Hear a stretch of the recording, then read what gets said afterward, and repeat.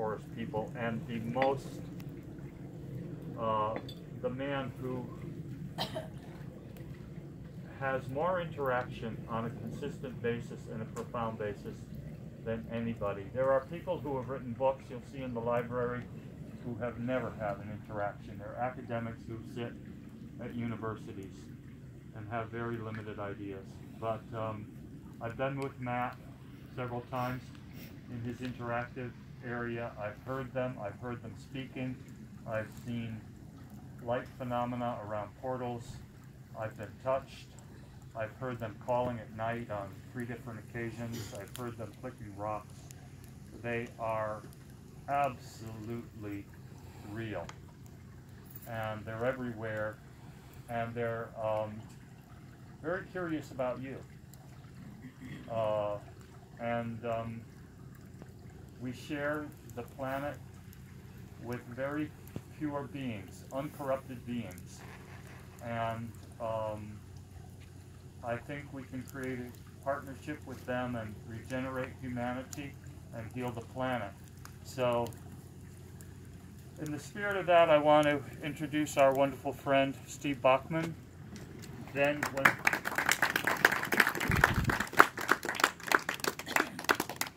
when we wrung Steve out like a wet rag, got everything out of him we want, we're going to have apple pie and whipped cream and coffee.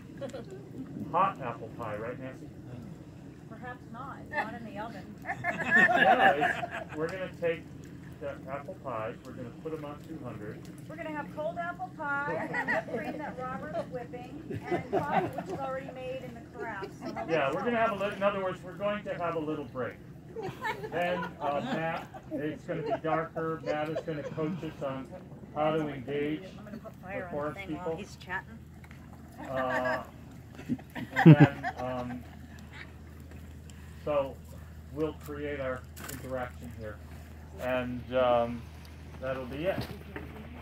So strap yourselves in. Steve Bachman. Thank you. I had my pen here. I'm going to try to keep myself organized here because I'm not a speaker, so you're going to have to bear with me. I might bounce around a little bit here and just try to follow me. This is not really who I am, to stand in front of people and talk about something, but something has profoundly happened in my life that I'm going to step forward tonight and share with all of you. And probably the single only reason that I will stand in front of you and present is because of this guy right here. And what he's gifted me and brought me into is unbelievable. It's just unbelievable. I'm just a guy. I grew up on a dairy farm, and I went to Sumner High School. Didn't go to college. Got right out. I'm a school of hard knocks guy. Got out, learned the construction business, and wanted to remodel or build anything you had. By the time I was age 30, you know, I had built 12 custom homes for people. How I sold people to build their dream homes in the ages of 20, I have no idea, but I did. And I did it very successfully, and I did a very good job, and I'm proud to say that. And I've gone on ever since, well, I got a contractor's license. What was I? I was 21, 22 years old, and I've done the same thing all my life. I lived, I never did have a lot of friends or anything like that. I was really a family person. I stuck close to my family. I had a couple of friends, and I was, you know, and that's pretty much where I stayed, inside my circle. I knew my clients, people that I did work for, and the beautiful thing of that is that, you know, now I never advertise anymore. I never go looking for work. work just comes to me, my phone just rings, and I'm very blessed that way.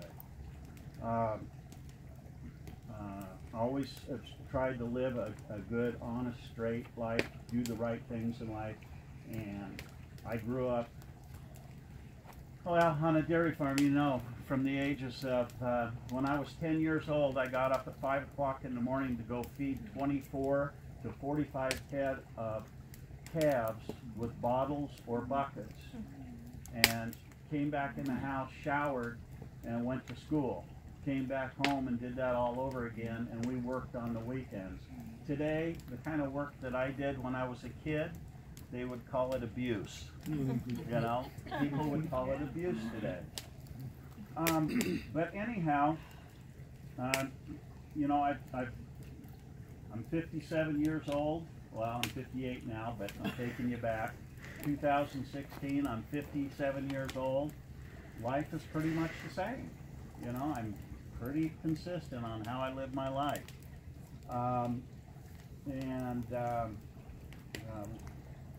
Always building things, always doing something else besides my remodeling. You know, just like the machine down there that you guys have seen. You know, if I'm not on a construction job, I got in my shop, I've got a tractor that I'm completely restoring. And I started that 10 years ago, and I've done almost 100 tractors now. And it's 90-some tractors. It's a lot of tractors, but I do it because of the love of it, the fun of it, and I grew up in that environment, and I love that kind of thing. So anyway, a year prior to meeting Matt, I got, you know, used to going on the internet. You do different things, go different places, and all of a sudden I started seeing this Bigfoot stuff. And so I was an armchair enthusiast. I would sit there and I'd go through this guy, that guy, and all these different people, and finally it came down to two that I really, you know, I said, man, I really believe this guy, and I remember his name, Mark Zansky in Florida, which went pay preview on YouTube. He went pay everything. If you want to see him, you got to pay, you know. But then there was this guy, Dr. Matthew Johnson, and he was free for all, you know. He wasn't going to charge anybody anything. And so I had already built that machine, among all these other projects I'm always doing. And my hands have got to be in something all the time. I'm just always delving into something, and having a good time, living life, right? So anyway, I sit down one evening, I'm online, and I'm going, I want to go up there with this guy.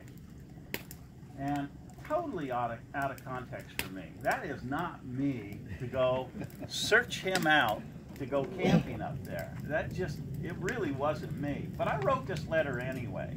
I wrote this letter to him, and I kind of give him a biography of my, kind of stepped through my life, you know, just like I was telling you guys earlier here.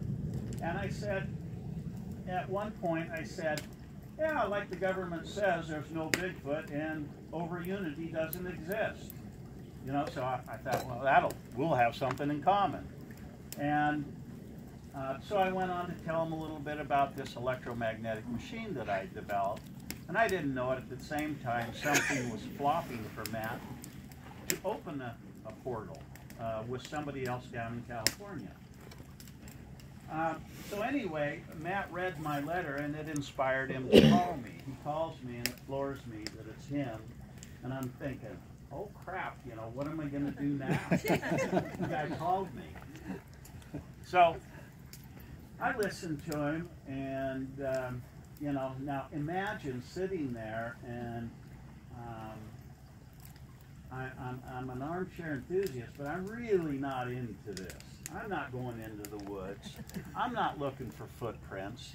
I'm not looking for sticks. I'm not looking for, you know, with sticks set up in different. I'm not looking for Bigfoot at all. None of this kind of stuff. And he calls me, and of course, he's thinking this machine has something to do, might work with a project that he has going on with forest people. He explains all this to me. And you can imagine how I took it all, but you know what? I just went with it. I just plain went with it. And I thought, you know, let's see where this, I'll at least get to go up there.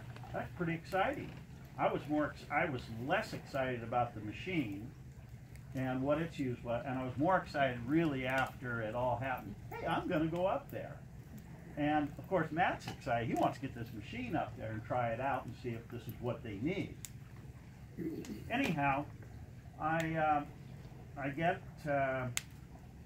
several calls from Matt, and basically what these calls were for is he's training me to go up there, and I've got to have this Navy SEAL like attitude and strength to go up there because he doesn't want me flipping out and you know, a good thing going bad. And so he does it, and he does it very well. So anyway, June 26th of 2016, yes. I drive to the Black Bear restaurant down in Grants Pass, Oregon, and I meet Mike Kincaid, who was the most wonderful guy you could ever meet. Here I meet this guy right off the street, and I'm going to go camping with him for 3 days. He's just the most wonderful guy you could ever meet. And now, of course, I meet Matt, and it's good to place a face to all those telephone calls, you know. And they both greeted me very, very, very nicely,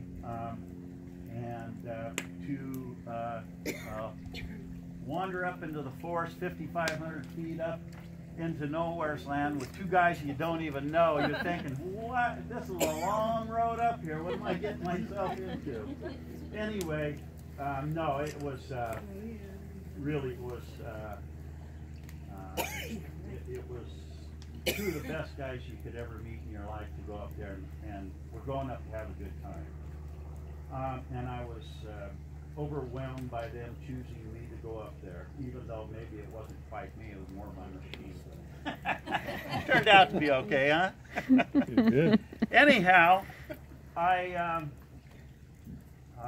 get up there, and this is where it all starts. So, you know a little bit about my background, probably a whole lot more, but you get a little bit of an idea. I get up there, and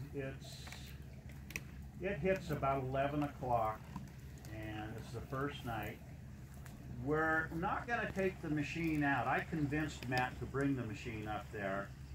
We weren't even going to bring the machine up there the first time, but I convinced him to bring it up. And once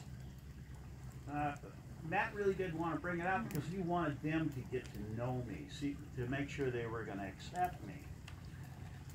And so, of course, I get there the first night, and believe me, it's just quiet as can be. I'm up in the middle of the forest, and it's just quiet, and Matt's playing music to him, and you know, and Mike's wandering around, and I thought, oh, is this all this is? You know, I mean, okay, where are they at? You know, I'm thinking they're going to walk out of the woods, or I'm going to see something, or I'm going to, you know, for the first time up there and not knowing a thing.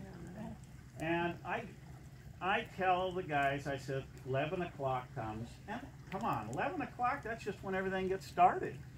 And I'm going, sorry guys, I'm going to bed. I said, I'm an early to bed guy, I can't take this, you know. And Matt and Mike said, fine, go ahead and go to sleep, it's fine.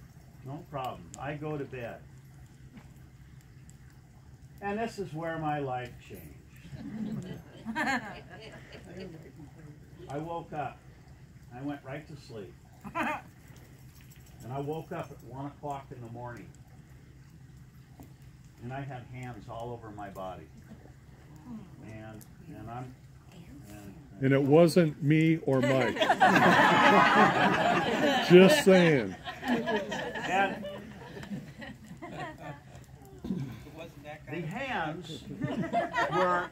the hands were in my midsection, right in here, this area. And they weren't topical. They were pushed inside of me and moving around. They were internally inside of me. My heart, when I woke up to it, just about came out of my chest. And all these things kicked in that what Matt had talked to me about, you know, the Navy SEAL thing and staying here, and I'm thinking, I don't know about the Navy SEAL thing. I'm not ready to. But I stayed there, and Matt told me they would give you a physical. They will heal you if they see something they need to be done. But I don't even think Matt knew it was going to happen that fast. I mean, it rained down on me. And for 20 minutes till 1:20, I had my phone right there. These hands continued to work inside of me. And then, after that, they pulled out, and I laid there just shaking, and then somebody, all night till 5 o'clock in the morning, I never went to sleep at all. Somebody sat there and just rubbed my foot. And at 5, I got up and I told these guys what had happened, and Mike's all upset. Oh, you didn't touch me, I've been up here already. and why they chose me, I don't know. If I had something internally in me that they healed or whatever they did, I have no idea. But it started me off on a camping trip. You know, I can't say it was off. Sure, it's a great for anybody going out to do Bigfoot research to get that kind of reception from. Might be the greatest thing in the world, but for me, it just plumb wore me out physically and mentally. We went down that morning to eat breakfast, and I tried to sit and talk to Mike and Matt, and emotionally I couldn't even hold it together. In fact, it was so bad that I had these guys, both of them, emotionally just whipped. I think just looking at me, it was horrendous. Second night, I go there, I get a lot of activity. I cannot go into camp without them touching me, rubbing my foot. I had this one that would rub my foot constantly. Didn't matter if I was walking or moving around. That's the only way I could get away from them. Otherwise, if I stopped, they were rubbing my feet. Anyway, night 3, lots of little things happened. You know, that night they're touching me a lot. I did get to sleep. Night 3, we sit on the. Night 3, it's getting later, and I asked Matt, I says, I got that machine, we brought it, why don't we just bring it out, turn the thing on, and see if it's any use to them? And Matt agreed. Let's do it. Well, I've explained to you guys, some of you, maybe not all of you, how that machine works. It creates an electromagnetic field, and that is what they draw from. It's like it. You know, they enjoy it too. It's probably like a dessert to them as well. And so anyway, I pulled it out, and within an hour and a half, they pulled the batteries down from 24 volts down to, I think, 21. I think the buzzer started going off. Yep. And then Matt told me the next morning, he said, he was told by Zorth that they had got some people through the portal. And it had worked, but they had improperly used the machine. They drained the batteries down so they couldn't continue to use it. So I sat at the end of my truck tailgate where the machine was, talking to Matt as if I knew exactly, and I don't know where this came from off the top of my head, but I could only imagine what they were doing wrong, okay?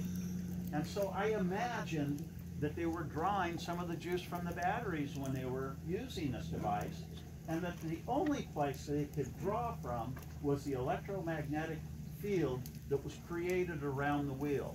You have to leave everything else alone. And I'm explaining this to him, and all of a sudden he gets mind speak. Zorth's behind him, listening to everything I said, and he says, "Oh, I think Steve's right. We get it. Can you bring it back tomorrow night?" try again. Okay, my third night, I'm whipped. I'm going home. I'm telling you, I can't do it. I was emotionally, mentally, physically, I was whipped down so bad. I just, even these two guys probably didn't realize how whipped I was, and maybe they did. Anyway, second night, I taught Mike how to use this thing. They came back and with 4 extra batteries, and the 2 that I provided only recharged again. They charged them back up. They brought it back up there. It successfully ran for, I don't know, 6-7 hours. About 6 hours. Yeah. Okay, 6 hours, and never lost a bit of voltage in the batteries the entire time. It ran like I have tested at home over and over and over again. And they did hear what I say. They did understand they could only draw from the magnetic field, a lot like a radio wave. Okay, you can't see it, but they drew from it. And they were successful in getting everybody through the portal. Now, Matt, that morning when I was leaving, Matt looked down to me and he said, and I'm standing at the tailgate, and he looks down with this look and at me, and he says, "Oh, and Steve, Zorth just told me you have guardianship for lifetime." And I'm going, huh, well, oh, okay, whatever that means, you know. I really didn't think too much about it. And it wasn't until I got into my truck and I started driving home that I noticed that inside my brain, in my head, there was something physically moving around. And it was not obstructing with my eyesight, my thinking, anything inside of my head. But I could feel this thing slithering around in my brain and moving. I was, at least, you know, I was frightened of it. You know, I didn't know, you know, did I get into a demon? What happened to me, you know? And so I get home, and I'm going to kind of race through this part, but 3 months, and I'll hit on some points. I had a very difficult 3 months of adjusting to this. They not only put one in my brain, but they put one on the outside of my body. Since then, they have 2 of them on the outside of my body. And yes, they are on me right now as I'm speaking to you. Yes, I do feel hurt in my brain right now as I'm speaking to you. And I'm very, very sorry to tell you this crazy stuff, or even to share it with anybody. I only wish I could just hand it to you and let you feel it for 5 minutes. And there's nothing more I can say past that. Or, like I'm doing now, share my story.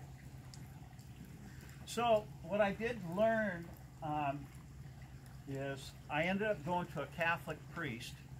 And now listen, this guy was from India. So I was lucky that I actually got him, because he was in tune with me.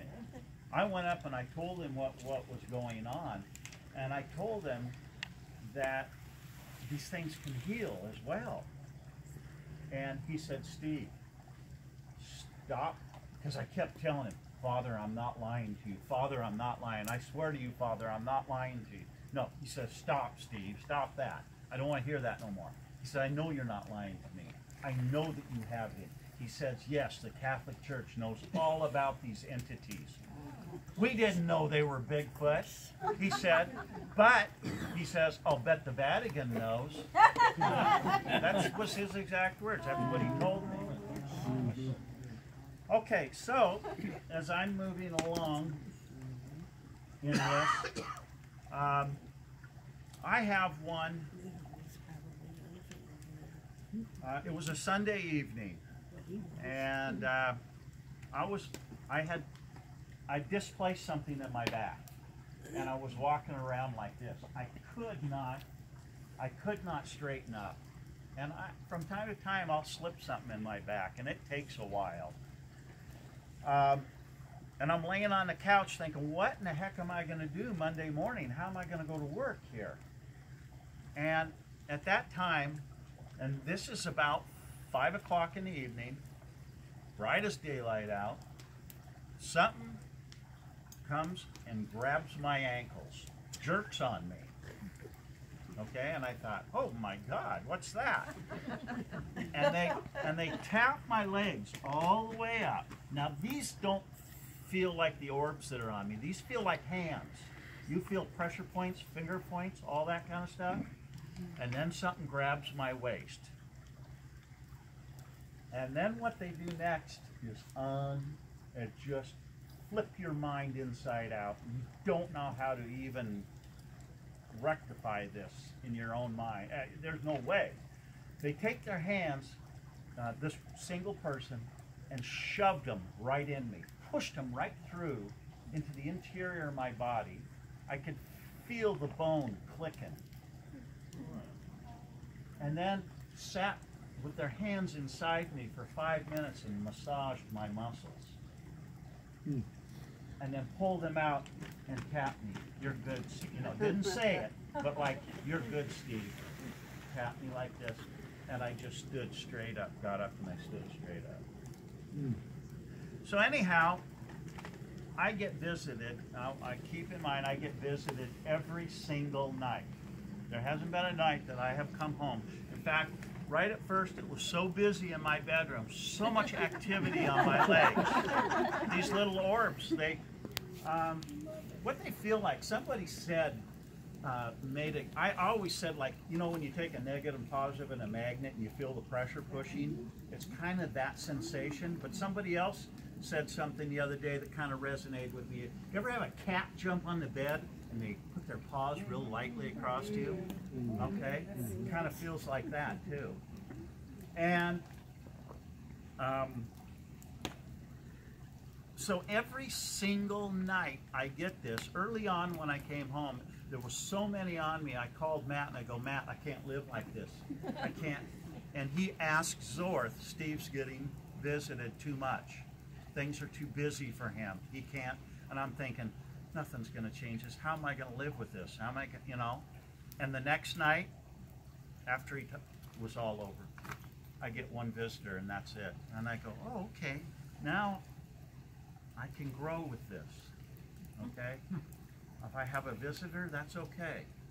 I mean, it's literally somebody coming into your bedroom at night when you go to sleep and pawing around you, and what they're doing, you just don't know. Today, I really kind of ignore them. I always say something to them. I say, hi, how are you doing? They'll give me a tap. And I said, hey, you want to spend the night with me? Nuzzle in. It's fine with me. I don't care if they sleep with me. I tell them they're always welcome. I just can't handle 10, 15 of them in there. It's a little too much. But every single night, tonight when I go to bed, they'll be there to greet me. It's every single night. It never fails. I'm laying down one night. I don't know, this is in this 3-4 month period. And I want you to hang on to your seats for this. This is a little bit, maybe for some hard, maybe you don't want to hear this, I don't know. But I came here tonight to throw it out on the table, and I'm going to throw it out there. I had one come to me, and let's imagine a fishing line, a real light fishing line. And let's say that fishing line is alive. It's 2-3 feet long, and it's alive. You could hang on to the other end, and you could direct the other end wherever you wanted it to go. Okay? Imagine seeing this thing. Okay? Of course, you can't see it, but I feel it. Where do you think I feel it? I feel it going up my colon. Scared the hell out of me. I didn't know, again, my mind goes crazy. I didn't know if I was being raped by some demon or what the heck was going on. And this went on for a little bit, and I'm trying to figure out, what are they doing to me? Why are you doing this? Sure, I could jump up off my couch. It would stop it immediately. But if I laid still, it came right back. So there's no winning. There's no getting away from this. So I've already now at this time figured out how to way to talk to her. And how we communicate is they squeeze my brain for a yes, and they don't do it for a no. Okay? Because early on, I did figure out that, hey, I would say, that hurts there, move to the other side. And it would move to the other side. And I'm going, hey, this thing communicates with me. It knows what I'm doing. And again, let's go back. They are light energy. This is Bigfoot. They manifest themselves into what they want to be. This is more of what in my life I see them as this orb of energy. Okay, I see them more as that than I do Bigfoot or Sasquatch or other people see them. Okay, but that's who they are, and I'll tell you more about that in a little bit. So anyway, this thing probes me, and I jump up. I don't know what the heck to do, and I've got my phone there, and I'm Googling diseases in the colon, okay? Because I'm thinking, okay, they must be trying to heal me, right? Now, you can all call me stupid if you want, but I never heard of the word polyps. I never heard of it in my life. I didn't know what it was. I'd never had a physical at 58, 57 years old in my life. Wow. Okay? I've just been healthier than a horse, and everything's been fine. So, and 4 things come up. And I read one off, and she said no. Because no squeeze, right? And I read the next one. No. I read the third one. It said polyps, and I'm trying to pronounce it. Okay? And she's squeezing. Yes, yes, yes. And I'm going, and I said, are these cancerous? She says, yes. Could I die? Yes. Yeah. So I said, I need to shut my mouth, lay there, and let you do this to me. Yes. So for 14 days, from anywhere from 1 hour to 4 hours, try to lay there for 4 hours. Okay, and most of the time it was 2+ hours. I laid there for exactly 14 days with them. Now, keep in mind,